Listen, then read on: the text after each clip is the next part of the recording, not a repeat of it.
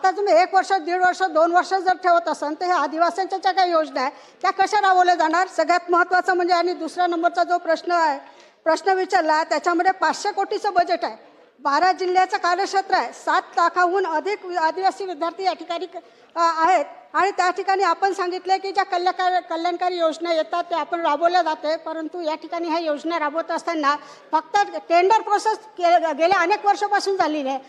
मुख्याध्यापकाच्या माध्यमातूनच त्या ठिकाणी अंडी असेल, केळी असेल, दूध असेल, वसतिगृहाला पुरवण्याचं काम चालू आहे. म्हणजे याच्यामध्ये कोणाचा काळा हात आहे हा सुद्धा सांगावा, कारण टेंडर प्रोसेस ही थांबवणे ही खऱ्या अर्थानं शास्त्र. मला 2 प्रश्न विचारणे महत्त्वाचे आहेत आणि ते सुद्धा झालेले नाही, याचा सुद्धा आपण चौकशी करणार का?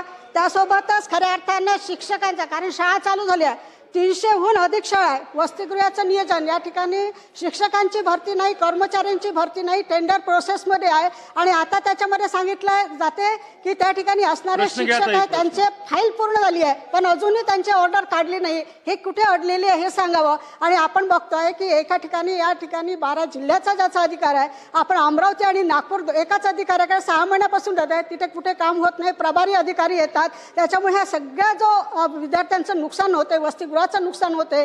मग आता आपण सांगितले नियुक्ती केली आहे गोयल साहेबांची, हे किती दिवस राहणार? हे 3 वर्ष राहणार की नाही राहणार? याचं आपण शासनाने उत्तर द्यावं. सुलभताईने जो प्रश्न विचारला अतिशय महत्त्वाचा आहे. ATC 100% पूर्ण वेळ राहणार आहे.